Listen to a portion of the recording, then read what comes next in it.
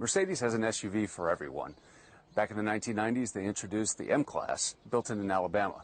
They later brought out the GL-Class, and in 2010, they introduced the GLK.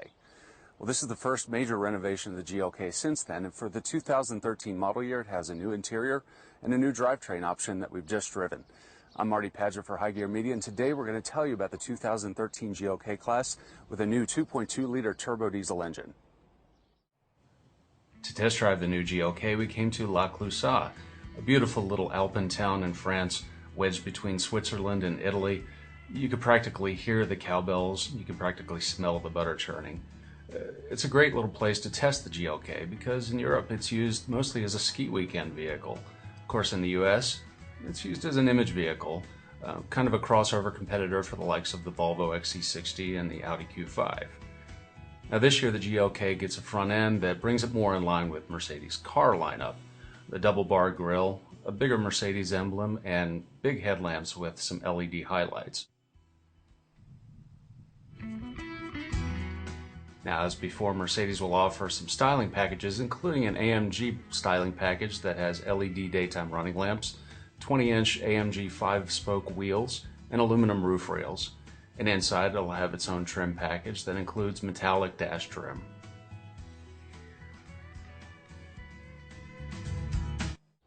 So while the styling changes aren't that dramatic this year with the GLK, the powertrain and other mechanical changes are. First things first, the V6 engine is now the same one that's used in the E-Class.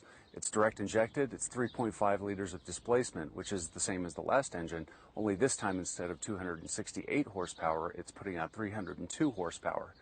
The automatic is 7-speed, and they've moved the shift lever for the 7-speed automatic from the console to shift paddles behind the steering wheel. The shift lever itself is behind the steering wheel too, so there's extra storage space inside. Now, for the first time, the GLK will offer a turbo diesel engine in the US. The 2.1-liter turbo diesel 4 will have 190 horsepower, but with 369 pound-feet of torque, Mercedes says it should go from 0 to 60 in 8 seconds, about a second and a half slower than the gas version. Now, fuel economy hasn't been estimated yet, but we're betting it'll get more than 30 miles per gallon on the highway. One of the things Mercedes wanted to address with this redesign of the GLK was the interior. The GLK has always been a little bit more SUV-like than some of the crossovers in the class. The Audi Q5, the Volvo XC60 are softer, richer-looking vehicles. The Mercedes is more SUV, more rugged. Still, with the new interior, the GLK has made a definite step forward. The materials are nicer, there's more soft-touch plastic on the dash, and again, from moving the shift lever from the console up to the steering column, you get more storage space inside. Now, once you've paired your smartphone, you'll be able to do a variety of searches through the new connectivity package. A Google local search, you'll be able to find information on weather, news, you'll even be able to update your Facebook status. Now, some users will like that, of course, and some won't.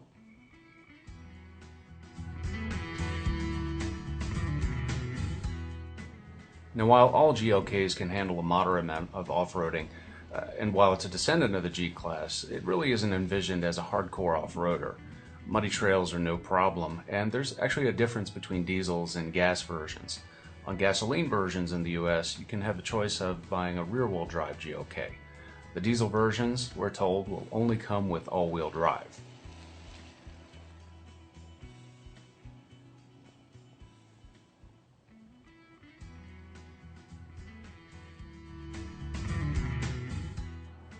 Now, along with all the other updates this year, the GLK also gets some changes to its suspension and its steering. The most notable is the addition of electric power steering.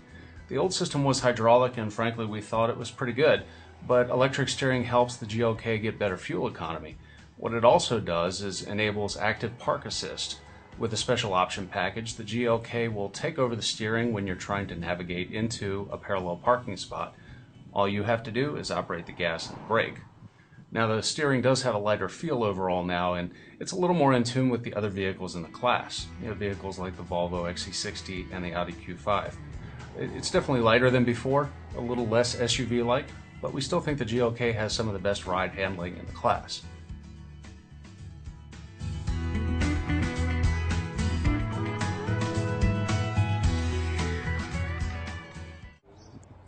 There's a slew of other technology incorporated into the new GLK. Number one is Echo Stop Start. It's a function that turns off the engine to save fuel at longer pauses and stoplights. It's standard on both the diesel and the gas engine. There's also new safety features, including lane keeping assist, which actually nudges the car back into the lane if it senses that you've drifted a little bit over the lines. The GLK also has more luxury features. There's a vinyl upholstery that's standard, but leather is an option.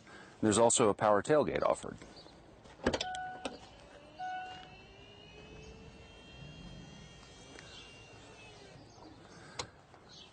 Now, the gas-powered GLK goes on sale in the U.S. in August. The diesel, you'll have to wait until the first quarter of 2013. I'm Marty Padgett for High Gear Media. Thanks for joining us.